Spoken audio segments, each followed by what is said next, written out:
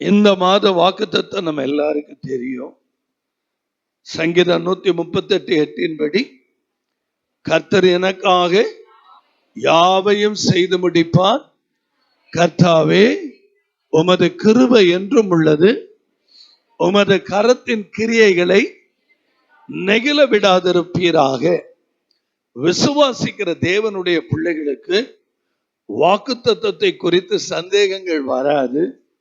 ஏனென்றால் வாக்குத்தத்தங்கள் அனைத்தும் கிறிஸ்து இயேசுவுக்குள் ஆம் என்றும் ஆமென் என்றும் நமக்கு எழுதப்பட்டிருக்கிறது. அல்லேலூயா. பரிசுத்த ஆவியானவர் இந்த திருவிருந்து பந்தி, இன்னைக்கு கர்த்தருடைய பந்தி இல்லையா, மாதத்தின் முதல் வாரம் இல்லையா, இது ரொம்ப விசேஷித்த நாள் இல்லையா? ரொம்ப விசேஷம் சொன்னா 7/7/2024 மத்தேயு 7 என்கிட்ட கேளு அப்படிங்கிறார் கர்த்தர். மத்தேயு 7:7 பாருங்க, கேளுன்னு வரும். அப்படி வருதா? இன்னைக்கு நான் சொல்றதெல்லாம் கொஞ்சம் கவனமா கேளுங்க. ரொம்ப கவனமா கேட்கணும், இருதயத்துல ஏத்திக்கணும். அது மீதி இருக்கக்கூடிய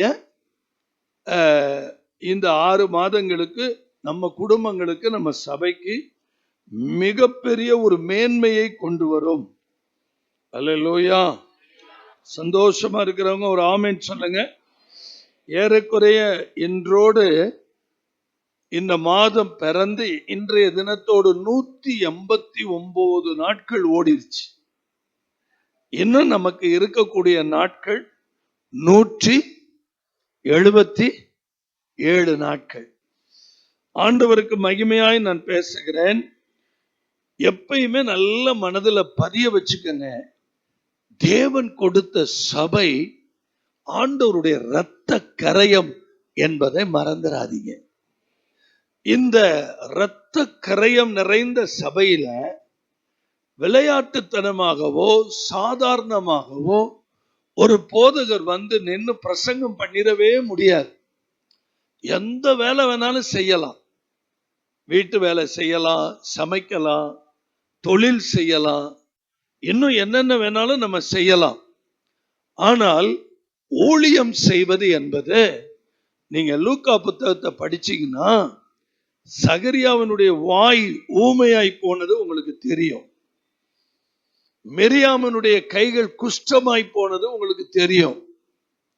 மோசையே கொல்ல பார்த்த கர்த்தர் சிப்போரால் கல்ல எடுத்து நுனித்தோலை வெட்டி விருத்தச்சதனம் பண்ணினதுனால மோசையும் பிள்ளைகளும் காக்கப்பட்டது உங்களுக்கு தெரியும். ஆரோனை போல அழைக்கப்பட்டாலே ஒளி அந்த கனமான பணிக்கு யாரும் வந்து நிக்க முடியாதுங்கிறது நம்ம எல்லாருக்கும் நல்லா தெரியும். அதனால வெகு மனத்தாழ்மையோடு கண்ணீரோடு நான் உங்களோட பேசுறேன். இந்த சபையில நம்ம கூடி வரும்போது இது ஒரு ஹியூமிலிட்டி சர்வீஸ். மாதத்தின் முதல் ஞாயிறு ஒரு தாழ்மையின் ஆராதனை. அது பஸ்காவை ஞாபகப்படுத்தக்கூடிய ஒரு சம்பவம்.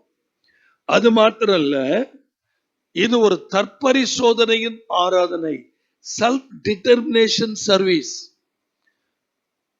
ஒரு மனிதன் தன்னை குறித்து ஆராய்ந்து பார்க்க வேண்டும். இந்த 6 மாதங்கள் நான் என்ன பண்ணினேன், கர்த்தருக்காக நான் எதையாவது பண்ணினேனா, என்னுடைய தனிப்பட்ட ஜீவியம் எப்படி இருக்கு, நம்மை நாமே ஆராய்ந்து பார்க்க வேண்டிய ஆராதனை.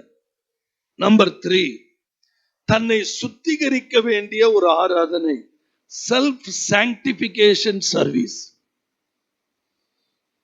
Number 1 humility service, number 2 self determination service, number 3 self sanctification service. இப்படி நானும் கர்த்தரும் உட்கார்ந்து இரவெல்லாம் தூங்காம ஆண்டவர் பேச, நாம் பேச, அவர் சொன்னதையெல்லாம் ஒரு வரி விடாம எழுதிட்டு, 4வது கர்த்தர் சொன்னது தகுதியான ஆராதனை. It's a real worship, reasonable worship. ஆராதனைக்கு வரும்போது நம்மை நாம் தகுதிப்படுத்த வேண்டும். ஒரு கலெக்டரை பார்க்கும்போது எவ்வளவு பெர்ஃபார்மன்ஸோட நம்ம போவோமோ, ஒரு அதிகாரியை சந்திக்க போகும்போது எவ்வளவு ஒரு உணர்வோட போகுமோ அந்த அளவுக்கு கர்த்தரை தேடி வரும்போது அந்த ஒரு உணர்வோடு வரணும். நம்ம அதுக்கு பேர் ரீசனபிள் வர்ஷிப், ரியல் வர்ஷிப். அடுத்தது தரமான ஒரு ஆராதனை. நம்மை ஒரு குவாலிட்டி பர்சனா இந்த இடத்துல தரம் உள்ளவர்களாய் மாற வேண்டும். அல்லேலூயா. ஒரு பானைய மண்பானைய வாங்கும்போது உங்களுக்கே நல்லா தெரியும், அதை தட்டுறோமா? ஏன் தட்டுறோம்? எல்லாரும் தட்டுறாங்க, நான் தட்டுறேன். அப்படியா? சத்தம் வர்றதுலயே நல்லா தெரியும், அந்த நல்ல காய்ச்சல்ல இருக்குது. நல்ல குயவன் அந்த பானை என்ன பண்ணிருக்கிறான், அருமையா வணைஞ்சிருக்கிறான்னு நம்ம செலக்ட் பண்றோம். அது உண்மையானால் தேவன் பல நேரங்களில் நம்மை தட்டி பார்ப்பார், நம்ம தரமா இருக்கிறோமான்னு பார்ப்பார். முதல் 5 காரியத்தை நீங்க நல்ல மனசுல வச்சுக்கங்க. அல்லேலூயா சொல்லுங்க. அல்லேலூயா. 75% சபை மக்கள் இரவு ஜெபத்தை புறக்கணிக்கிறீங்க. நீங்க வரமாட்டேங்கிறீங்க, நான் சொல்ல மாட்டேன், புறக்கணிக்கிறீங்க. இப்ப இது எங்க போய் முடியுது அப்படின்னு கேட்டீங்கன்னா, சபையின் மேல உங்களுக்கு ஒரு வெறுப்பையும், சபைக்குள்ள ஒரு கசப்பையும், சபைக்குள்ள ஒரு தேவையில்லாத காரியங்களையும். ஏன்னா நீங்க டெட்லைன் ஆயிட்டீங்க, உங்களுக்கு தொடர்பு துண்டிக்கப்பட்டது. ரீகன்சிலேஷன் பவுல் சொல்வார், ஒப்புரவாகுதல். ஏன் ஒரு மனிதன் ஒப்புரவாகணும்? 2 பேருக்குள்ள கான்ட்ரவைஸ் இருந்தாதான் ஒப்புரவாகணும். 2 பேருக்குள்ள உறவுகள் முறிந்தாதான் ஒப்புரவாகணும். 2 பேருக்குள்ள பிரிவினை இருந்தாதான் ஒப்புரவாகணும். ஒரு சபை கர்த்தரிடத்துல சேரல அப்படின்னு சொன்னா என்ன அர்த்தம்? ஒரு சபையானது தேவனை விட்டு பிரிந்திருக்குதுன்னு அர்த்தம். நீங்க 1000 காரணம் சொல்லலாம். எனக்கு வயசாயிருச்சு, என்னால நடக்க முடியாது. எனக்கு எத்தனை வயசானாலும் நான் நைட் பிரேயர்ல நிக்கதானே போறேன், செத்தாலும் இங்கதான் சாவேன். அப்படிதான். கர்த்தருக்கு மகிமையா நான் சொல்றேன். அதே போல திறப்பின் வாசல் ஜெபம், செல்ஃப் டிட்டர்மினேஷன் வரும்போது நான் சில விஷயங்கள் மனதார உங்களோட பேசணும். முதல் காரியம் கவனிப்பீங்க, நான் நம்புறேன். ரட்சிக்கப்பட்டு இத்தனை வருடங்கள் ஆகி நம்ம ஏதாவது மாறி இருக்கிறோமா? பிளீஸ் இன்னைக்கு டைரி எடுத்து எழுதுங்க. ரட்சிக்கப்பட்டு உங்க வருஷம் எத்தனை வருஷமோ அத்தனை வருஷங்களை எழுதி, ஏதாவது நான் மாறி இருக்கிறேனா, எனக்குள்ள ஒரு சரியான மனம் திரும்புதல் இருக்குதா, நான் கர்த்தருக்கு பிரியமா இருக்கிறேனா, என்னுடைய வாழ்க்கை ஞானஸ்நானம் எடுத்து நான் தேவனை திருப்திப்படுத்துறேனா? ஏன் பிரதர் உங்களுக்கு என்ன ஆச்சு பிரதர்? இல்ல, மீதி இருக்கிற 6 மாதங்கள்ல ஆவிக்குரிய மாளிகையா உங்களை மாத்தணும்னு நான் ஆசைப்படுறேன். உங்களை ஆவிக்குரிய கட்டடமா கட்டி ஒரு நல்ல சிற்பாசாரியா மாறணும்னு நான் விரும்புறேன். பரிசுத்த ஆவியானவருடைய ஏக்கமும் எதிர்பார்ப்பும் அதுவே. அல்லேலூயா, ஆமென். நான் கண்ணீரோட சொல்றேன், இந்த செல்ஃப் டிட்டர்மினேஷன் இருக்கிற எந்த ஒரு தேவ மனிதனும் ஜொலிக்க ஆரம்பிப்பான். ஆமென் சொல்லுங்க. லைட் ஃபீஸ் ஆயிடுச்சுதான் என்ன பண்றோம்? என்னமோ பண்றோம், சும்மா இருங்க பிரதர். அப்படியா? லைட் ஃபீஸ் ஆயிட்டா என்ன பண்றோம்? அந்த இருள் நம்மளால என்ன பண்ண முடியல, அக்செப்ட் பண்ணவே முடியல இல்லையா? உடனே ஒரு புது பல்பு போடுறோமா? எத்தனை பேருக்கு சம்மரின் தெரியும்? சம்மரின்னா புரியாதுன்னு நினைக்கிறேன். நீர்மூழ்கி கப்பல் எத்தனை பேருக்கு தெரியும்? எத்தனை பேர் பார்த்திருக்கிறீங்க? நான் எல்டிடி பயன்படுத்தின நீர்மூழ்கி கப்பலையே பார்த்திருக்கேன். இலங்கை தேசத்துல புதுநகர்னு ஒரு ஏரியாவில் இலங்கை அரசாங்கம் எல்டிடி பயன்படுத்தின நீர்மூழ்கி கப்பலே வச்சிருக்கிறாங்க. அவங்க பயன்படுத்தின பீரங்கி வச்சிருக்கிறாங்க. இப்ப இல்ல, நான் சமீபத்தில் இலங்கை போகும்போது இல்ல, அதுக்கு முன்னாடி இருந்துச்சு. அந்த நீர்மூழ்கி கப்பல் சில நாட்கள் நிப்பாட்டி வச்சிருவாங்க, கடல்ல போகாது. ஏன் தெரியுமா? அது தண்ணிக்குள்ள அடியில போறதுனால பாசி பிடிக்கும், அசிங்கங்கள் அதுல ஒட்டிரும். அதனால அதனுடைய வேகம் என்ன ஆயிரும்? குறைஞ்சு போயிரும். அல்லேலூயா. அதனாலதான் 6 மாதங்கள் கழிச்சு 7ஆம் மாதத்துல 7ஆம் தேதி உங்களோட நான் என்ன பேசுறேன்னா, அந்த நீர்மூழ்கி கப்பல்ல இருக்கிற எல்லா பாசிகளும் தேய்ச்சு கழுவி அசுத்தங்களை எல்லாம் என்ன பண்ணிடுவாங்க, எடுத்துட்டு திரும்பி தண்ணிக்குள்ள விடுவாங்க பாருங்க. மின்னல் மாதிரி போகும். எனக்கு மீதி இருக்கிற 6 மாதங்கள்ல உங்க கைகளும் கால்களும் கரடுகளும் உணர்வுகளும் கர்த்தருக்காக எழும்பி பிரகாசிக்கணும்னு விரும்புறேன். அதுக்கு தேவை இந்த செல்ஃப் டிட்டர்மினேஷன். இந்த தற்பரிசோதனை நமக்கு ரொம்ப மஸ்ட். எந்தெந்த விதங்கள்ல நான் மாறல, ஏன் மாறல, ஏன் மாறணுங்கிற இருதயம் எனக்கு வரல, நான் சபைக்கு சும்மா பைபிளை தூக்கிட்டு போறேனா, எதுக்காக நான் சபைக்கு போறேன்?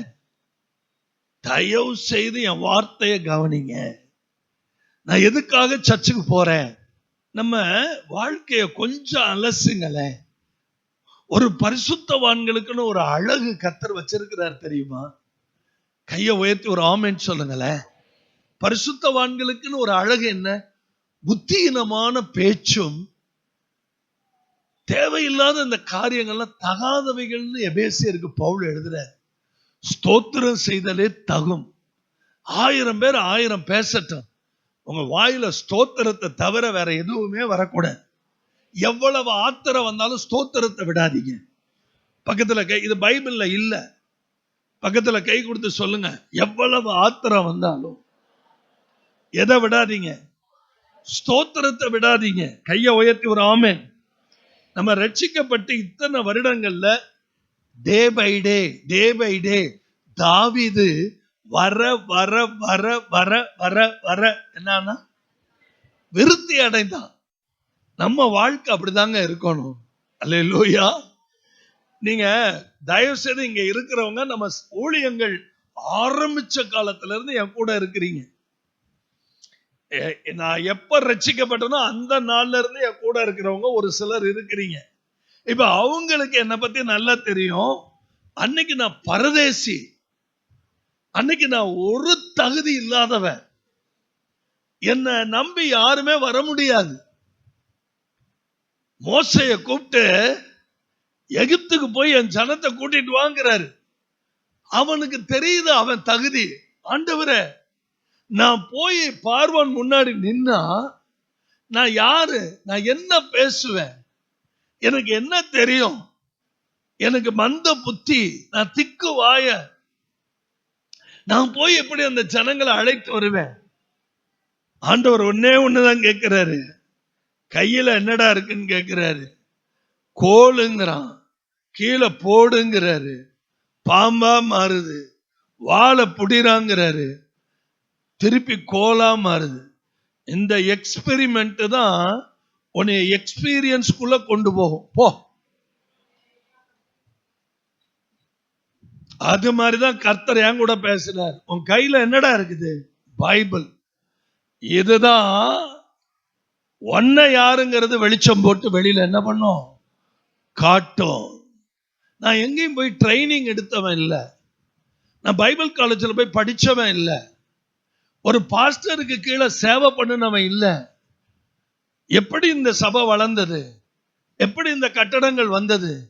எப்படி கிளைகள் பெருகினது? எப்படி பல இடங்கள்ல என்ன கூப்பிடுறாங்க?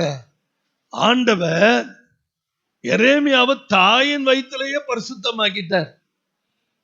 என்ன தாயின் வயிற்றுல பரிசுத்தமாக்கினது எனக்கு தெரியாது. ஆனா என்னை அழைக்கும் போது எனக்கு தெரியும், அவர் என்னை கண்டிப்பா ஊழியத்துக்கு தான் அழைக்கிறாருங்கிறது தெரியும். என்னுடைய காலிங், என் நுகம் ரொம்ப ஸ்ட்ராங். சகையராஜ் கழுத்துல போட்டப்பட்ட நுகம் இருக்கு பாத்தீங்களா, அது எவன் வந்து வெட்டினாலும் வெட்ட முடியாது, அவ்வளவு ஸ்ட்ராங் அது. அவ்வளவு வைலண்ட்.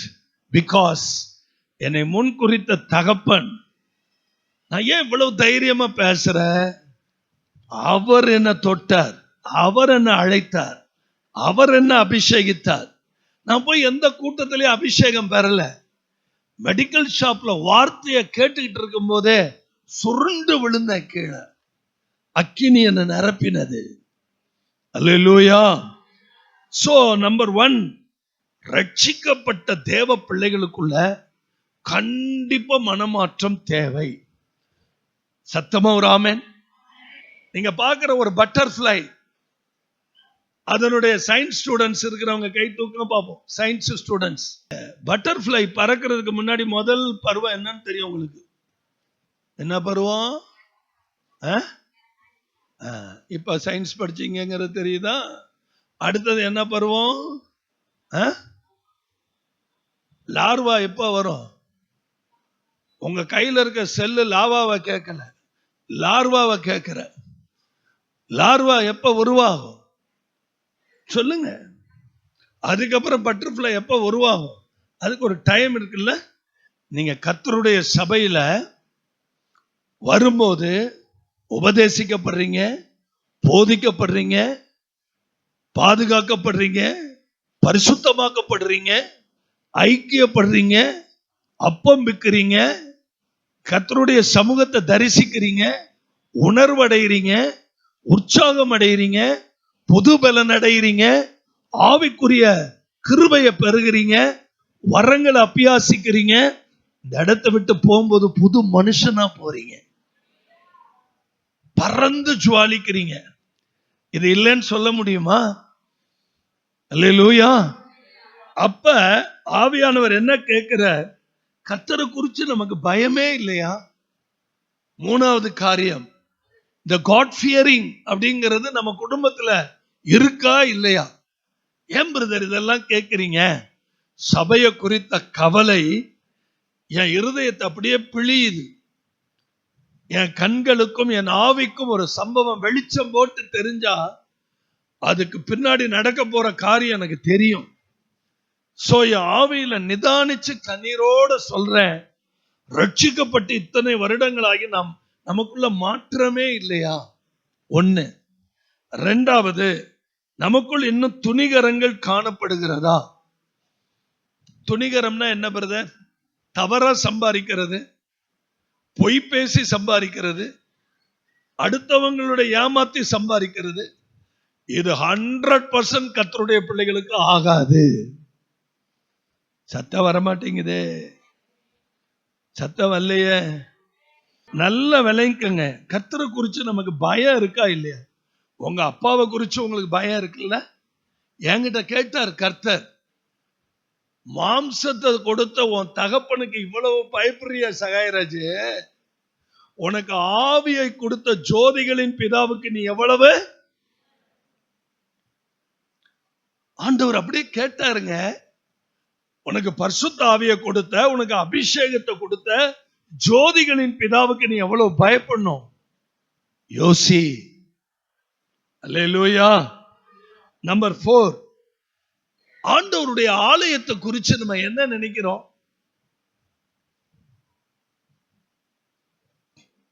கர்த்தருடைய ஆலயத்தை குறித்து என்ன நினைக்கிறோம்? நாம் தேவாலயத்தை எவ்வளவு ஹானர் பண்றோமோ அந்த அளவுக்கு கர்த்தர் உங்க தலையை உயர்த்துவார். இந்த 6வது முக்கியமான காரியம், தேவ வார்த்தைக்கு நம்ம கீழ்ப்படுகிறோமா? obey the word of God. ஆண்டவருடைய வார்த்தை, எஸ்ரா வேத வாக்கியங்களை வாசிக்கவும் ஆராய்ந்து பார்க்கவும் அதன்படி நடக்கவும் தன்னுடைய இருதயத்தை என்ன பண்ணியிருந்தார்? பக்குவப்படுத்தி இருந்தார். பக்கத்துல கை கொடுத்து, வசனத்தின்படி வாழ நம்மை பக்குவப்படுத்த வேண்டும். இல்லையா? சொல்லுங்களேன். வசனத்தின்படி வாழ என்ன பண்ணணும்? 6 காரியம் சொல்லிட்டேன். 7வது காரியம், உண்மையாகவே நம்ம இயேசுவின் பிள்ளைன்னு தைரியமா எல்லா இடத்துலையும் சொல்ல முடியுமா?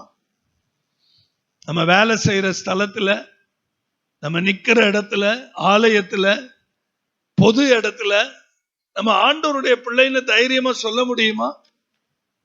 சந்தோஷமா சொல்லுங்களேன்.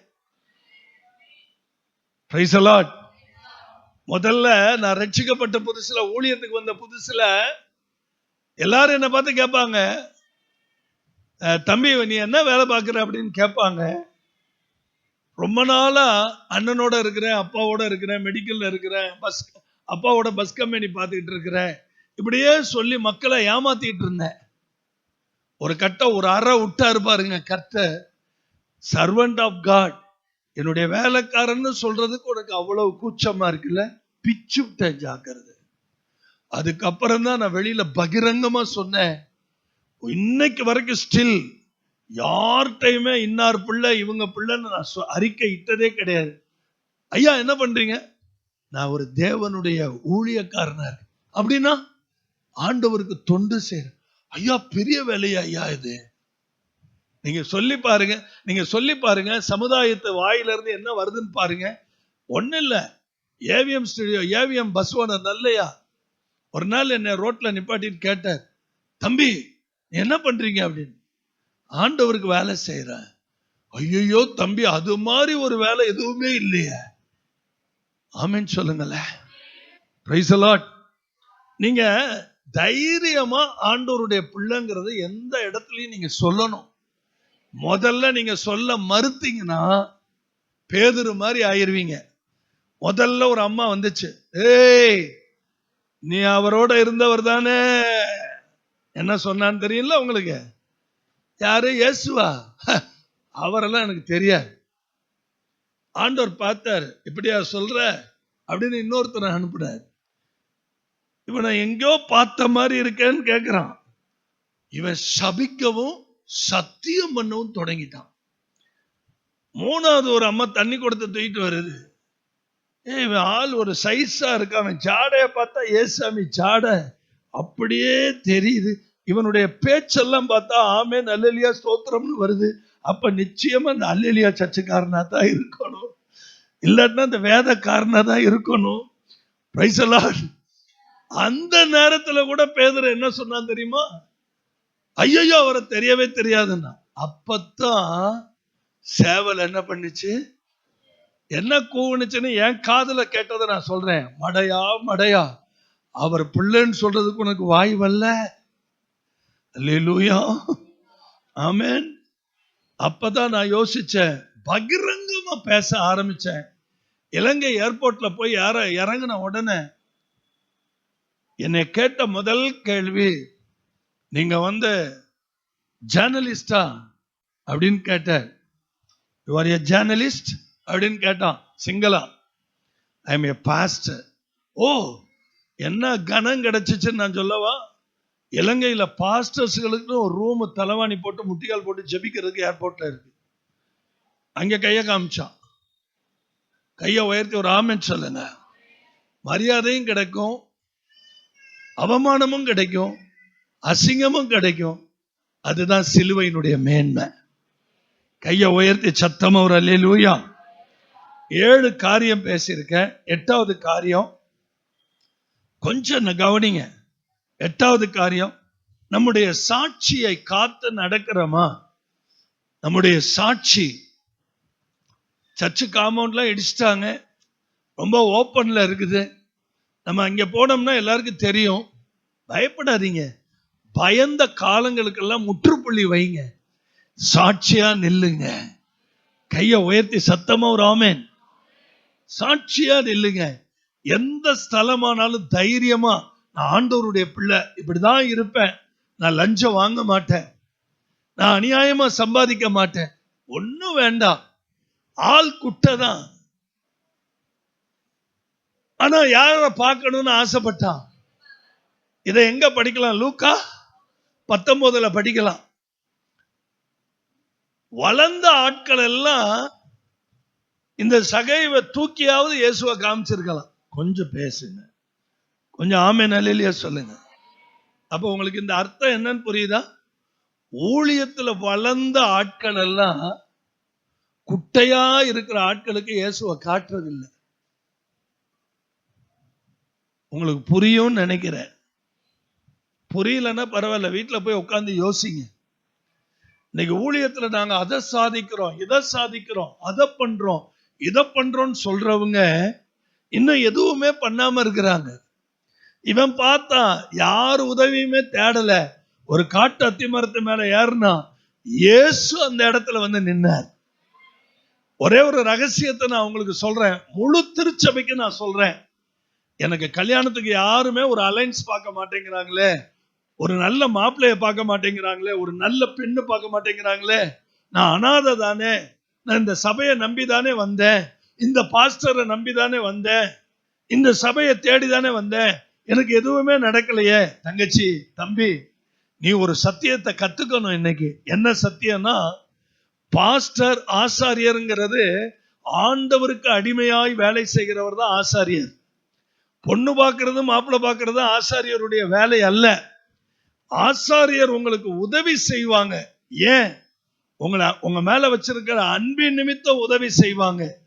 ஆனா ஒரு உண்மையை நீங்க தெரிஞ்சுக்கணும், உங்களுக்காக ரத்தம் சிந்தினவர் மட்டும்தான் உங்களுக்கு ஏற்ற துணையை கொண்டு வந்து நிறுத்த முடியும்.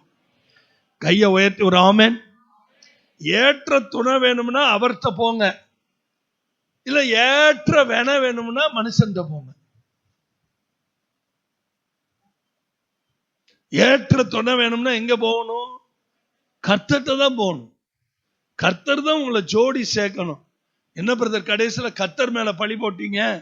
ஏசாயா சொல்றாரு, இந்த திருவசனங்கள்ல ஒண்ணுக்கு ஒண்ணு ஜோடி இல்லாமல் போகாதுங்கிறார். வசனத்துக்கே ஜோடி இல்லாமல் போகாதுன்னா உங்களுக்கு ஒரு ஜோடியை வச்சிருக்க மாட்டாரா? கொஞ்சம் நல்லா தான் தட்டலாமே. சத்தமா ஒரு அல்லேலூயா சொல்லுங்களேன். உங்கள் காத்திருப்புக்கு ஒரு முடிவு வருதுன்னு நான் சொல்றேன். இந்த 21 நாட்கள்ல மிராக்கிள் நடக்குதுன்னு சொல்றேன். கர்த்தர் வரக்கூடிய 6 மாதங்கள் உங்க ஆவிக்குரிய வாழ்க்கையை கற்றாருன்னு நான் சொல்றேன். நீங்க ஒரு மாளிகையா மாறுறீங்க. நிச்சயமா கர்த்தரால இது முடியும். அல்லேலூயா. இன்னொன்னு, இப்ப 9வது பாயிண்ட்டுக்கு வர்றேன். தேவன் நமக்கு கொடுத்த பாஸ்டரை கொஞ்சம் கவனிக்கிறீங்களா? Very important point. தேவன் நமக்கு கொடுத்த பாஸ்டரை ரோட்லயோ எங்கேயோ பார்க்கும்போது எங்க பாஸ்டர் போறாருன்னு உங்களால சொல்ல முடியுமா? இல்ல அவர் தான் எங்க பாஸ்டர் அப்படின்னு சொல்ல முடியுமா? நம்ம டீச்சர் போனாவே ரோட்ல என் மனைவிட்ட சொல்வேன், ஏய் எனக்கு 2ஆம் கிளாஸ் டீச்சர் போறாங்க அப்படின்ட்டு. உடனே வண்டியை நிறுத்துவேன். டீச்சர் நல்லா இருக்கீங்களா? ஒன்னும் இல்லைங்க. எவ்வளவு ஜென்டிலா, எவ்வளவு கருத்தா, மாதே குடிக்க தண்ணி குடுமா அப்படிங்கிறார். நீ யூதனா இருக்க, சமாரிய பெண்ணுகிட்டே தண்ணி கேட்கிற? என் தகப்ப அந்த இடத்துல கூட எவ்வளவு நிதானமா, உங்ககிட்ட தண்ணி கேட்கிறவர் இன்னார் என்று அறிந்திருந்தால் நீ அவர்கிட்ட தண்ணி கேட்டிருப்ப. இப்ப நீ தண்ணி காட்டிக்கிட்டு இருக்கிற. சர்ச்சுக்கு வராம, நைட் பிரேயருக்கு வராம, திறப்பின் வாசல் வராம, ஐக்கியப்படாம, போதகரை மதிக்காம, ஊழியத்துல பிரசங்கத்தை கேட்காம நீ எவ்வளவு வேணாலும் தண்ணி காட்டலாம். ஆனா உனக்கு தண்ணி கொடுக்க ஒருத்தர் காத்திருக்கிறார். அது தெரியுமா? உன் தாகத்தை தீர்க்கிற ஒருத்தர் இருக்காரு தெரியுமா உனக்கு? அவர்கிட்ட நீ கேட்டிருந்தா அவர் உனக்கு ஜீவ தண்ணீரையே தந்திருப்பார். உனக்குள்ள இருந்து என்ன ஓடி இருக்குன்னு தெரியுமா? உயிருள்ள நதிகள் ஓடும். நான் என்ன சொல்ல வர்றேங்கிறத புரிஞ்சுக்கங்க. சமுதாயம் உங்களை புரியாது, உலக மக்கள் நம்மளை புரிஞ்சுக்க மாட்டாங்க. இவன் குடிய கெடுத்தவன் வாங்க. 10வது பாயிண்ட், அதோடையும் முடிச்சிட மாட்டேன், பயந்துராதீங்க. நம்முடைய சமாதானத்தை கெடுக்கிற எந்த காரியத்தையும் நம்முடைய தனிப்பட்ட வாழ்க்கையில அனுமதிக்காதீங்க. எனக்காக பக்கத்துல இருக்கிறவங்களை கை கொடுத்து சொல்லுங்க, நம்முடைய சமாதானத்தை கெடுக்கிற எந்த காரியத்தையும் நம்முடைய தனிப்பட்ட வாழ்க்கையில விட்டுறாதீங்க. அல்லேலூயா. இந்த 10 ஞாபகம் இருக்கா?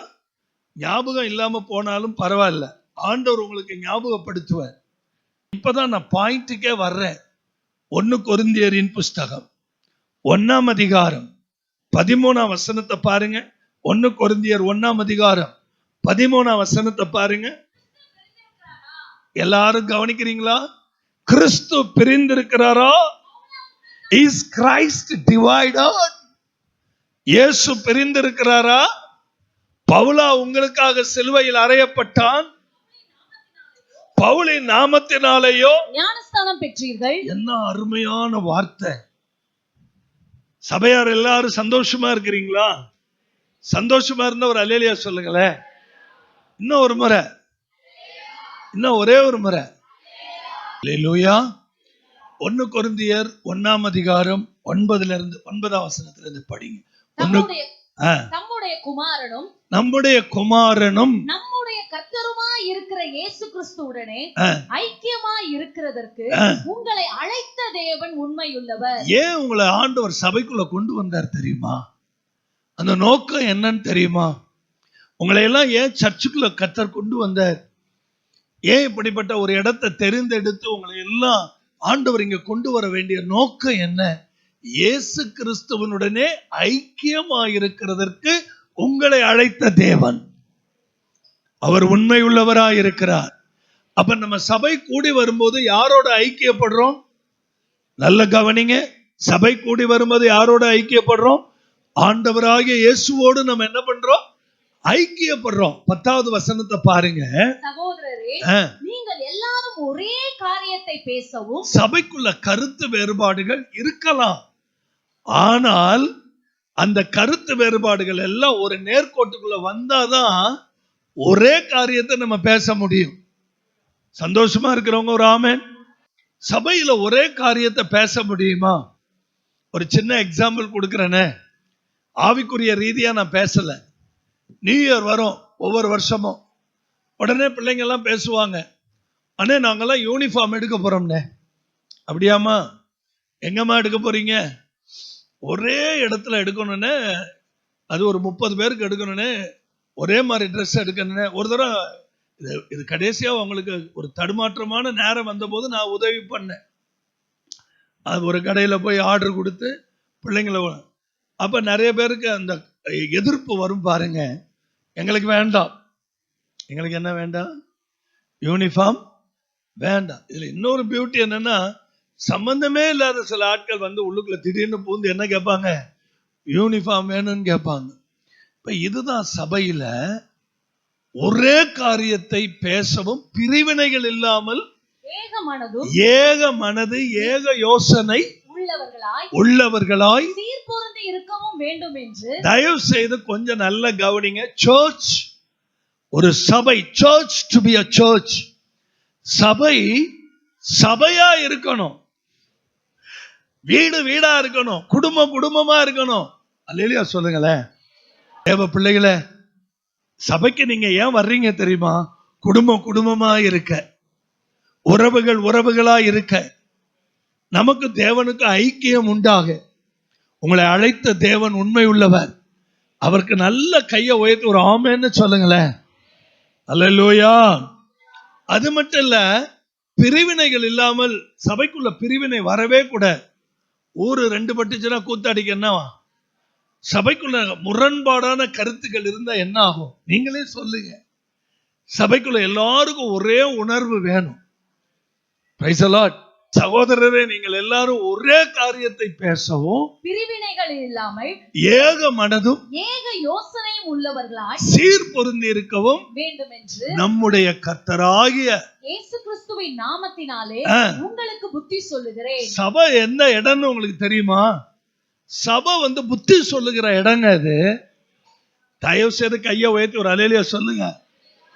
சபைக்குள்ள வந்தா கண்டிப்பா ஒரு பாஸ்டர், ஒரு மேய்ப்பர் புல்லுள்ள இடங்களை காட்டணும், அமர்ந்த தண்ணீரை காட்டணும், கர்த்தர் யாருங்கிறத காட்டணும், என் தலையை எண்ணெயினால அபிஷேகம் பண்ணணும். நான் சொல்றது உங்களுக்கு விளங்குதா? அப்ப சபை எதுக்கு? புத்தி சொல்றதுக்கு. தயவு செய்து கொஞ்சம் கவனி. ரோட்ல போறோம், சம்பந்தமே இல்லாம ஒருத்தர் திட்டுறான் இல்ல, அவன் சொல்றது. நானும் தம்பி சிவகுமாரும் ஆலங்குடியில இருந்து வந்தோம். ஒருத்தன் செல்போன் பேசிக்கிட்ட அசட்டியா அவ்வளோ டிராபிக் உள்ள வர்றான். தம்பிகிட்ட சொல்றேன், தம்பி என்ன துணிகரம் பாருப்பான்னு. அவன் முன்னாடி ஒரு ஆள் போயிட்டான், அவர் மேல எந்த தப்புமே இல்லை.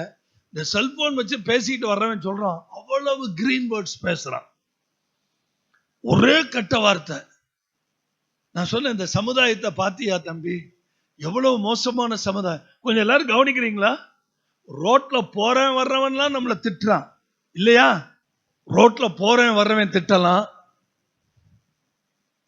எவன் வேணும் திட்டலாம், எவன் வேணும் பேசலாம். வீட்டுல மனைவிமார்கள் யாரை பார்த்து திட்டுறாங்க சொல்லுங்க, உண்மையை பேசுங்க. கணவரை இன்னும் பேச்சுன்னு இல்லாம திட்டுறாங்க. வாங்கிக்கிறீங்கல்ல? திட்டுறவங்களை மட்டும் சொல்றேன், கேட்கிறவங்களை மட்டும் சொல்றேன். அதே மாதிரி எத்தனையோ கணவன்மார்கள் யாரை திட்டுறாங்க? மனைவிமார்.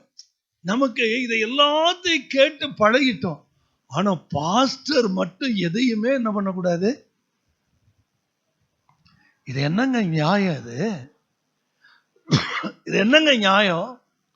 பாஸ்டர் புத்தி சொல்றதுக்கு தானே கர்த்தர் வச்சிருக்கிறாரு தலைமையில. நான் இந்த சபைக்கு பகிரங்கமா பிரகடனப்படுத்துறேன், ஒரு தேவ மனுஷன் தான் அனுபவத்தை தாங்க சொல்லுவான். என்ன அனுபவத்தை? இந்த அனுபவம் தாங்க உங்களை வாழ வைக்கும். நாங்க ஊழியத்துக்கு போகும்போது கையில ஒரு வாட்டர் பாட்டில் கூட கொண்டு போகல.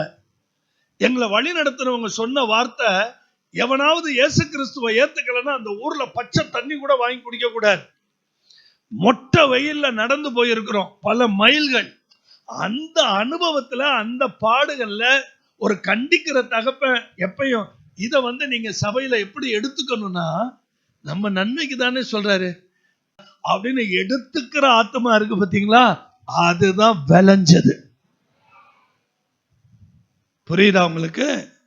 ஒரு முக்கியமான உண்மையை பேசணும். எபிரேயர் 10ஆம் அதிகாரம் 25வது வசனம் என்ன சொல்லுது பாருங்க. சபை கூடி வருதலை சிலர் விட்டு விடுகிறது போல. எல்லாரும் இல்ல. சபை கூடி வருதலை யார் விட்டுறாங்க? சொல்லுங்களேன், பேசுங்களேன்.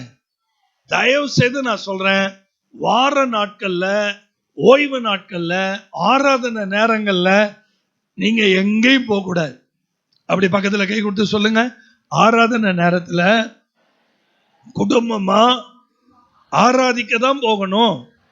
அதை தாண்டி மற்ற 6 நாட்கள் இருக்குல்ல, அப்போ உங்களை யாரு எங்க கூப்பிட்டாலும் போங்க. ஒரு அல்லேலூயா சொல்லுங்க பார்க்கலாம். நீங்க எங்க வேணாலும் போங்க.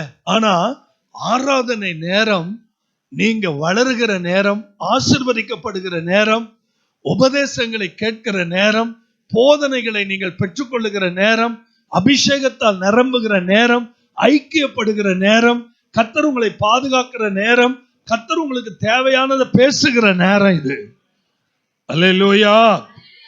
ஏன் கேட்டீங்கன்னா, ஆதி திருச்சபை அப்போஸ்தலர் 2ஆம் அதிகாரம் 42ல இருந்து படிமா. அவர்கள் அப்போஸ்தலருடைய உபதேசத்திலும், தயவு செய்து சபை கவனிக்கணும், அப்போஸ்தலர்களுடைய உபதேசத்திலும், அந்யோன்யத்திலும், அப்பம் பிக்குதலிலும், ஜெபம் பண்ணுதலிலும் உறுதியாய் தரித்திருந்தார்கள். ஒரு தேவ பிள்ளைக்கு தேவை 4 காரியம்.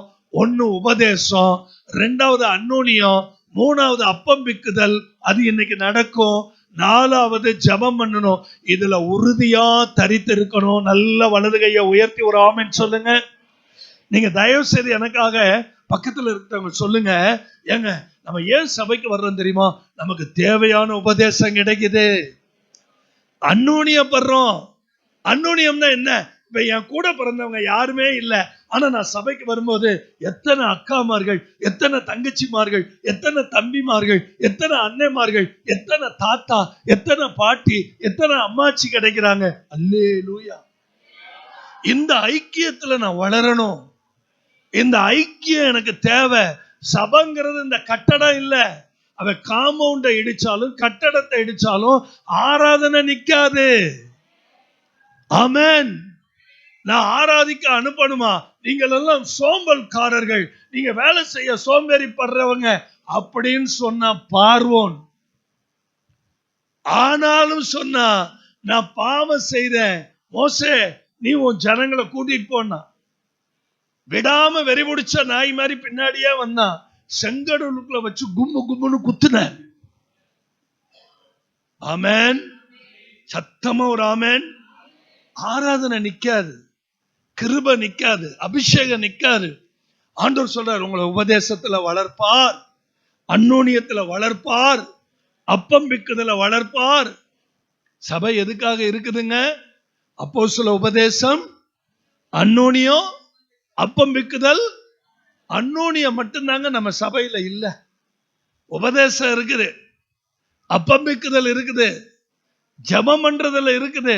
ஆனா என்ன இல்ல? எப்படி பிரதர் அந்யோன்யம் வரும்? இங்க வா, நீ என்ன ஜெபத்துக்கே வரமாட்டேங்கிற, பலார்னு ஒரு அறை. அதுதாங்க அன்பை வெளிப்படுத்துற இடம். என்ன சத்தம் வரல?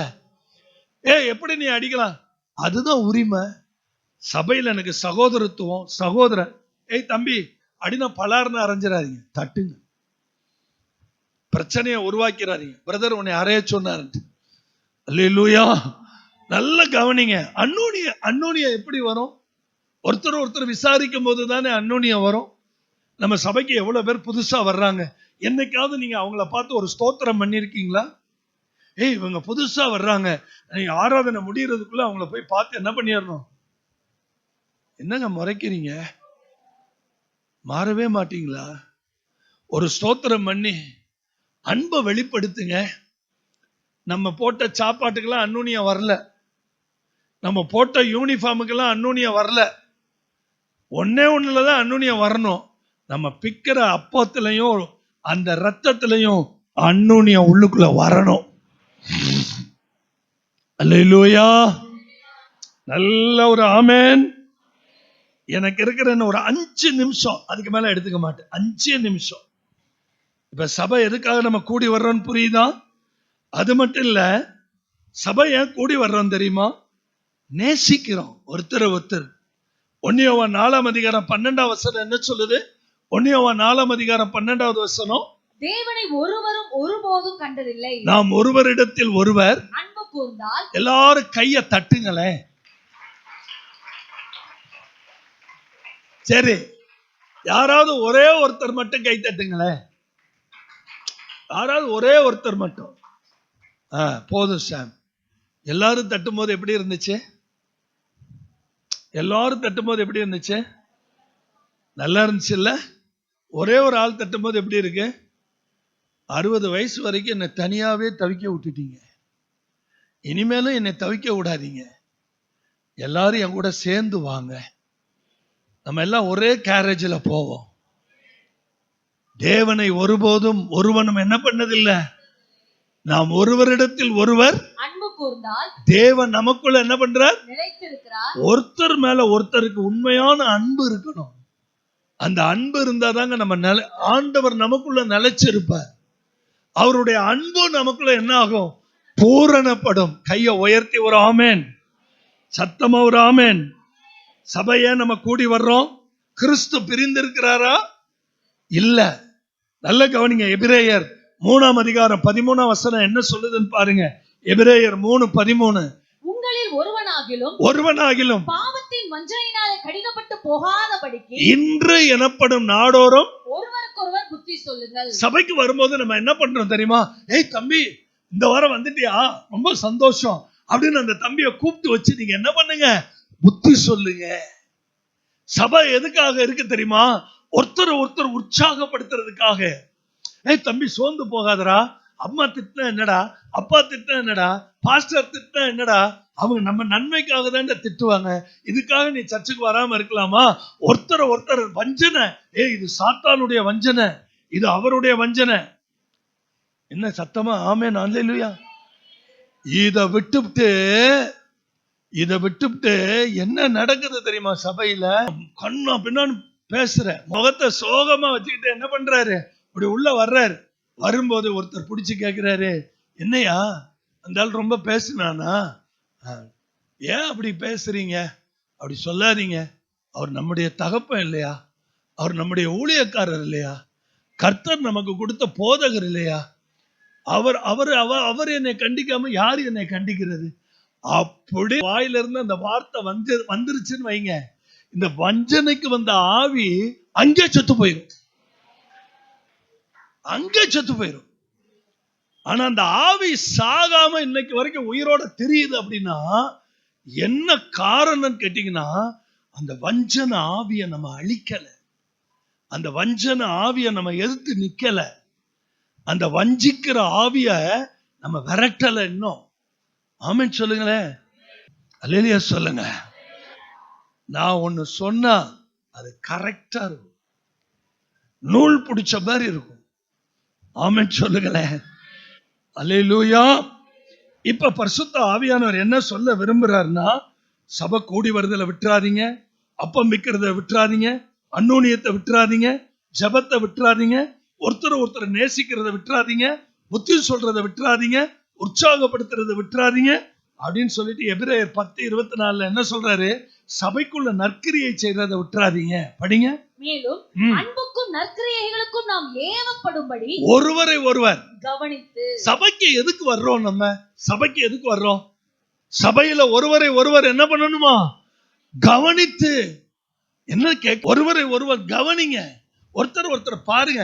நல்லா இருக்கீங்களாமா? அந்த ஒரு வார்த்தை அவங்களை அவ்வளவு உற்சாகப்படுத்தும்.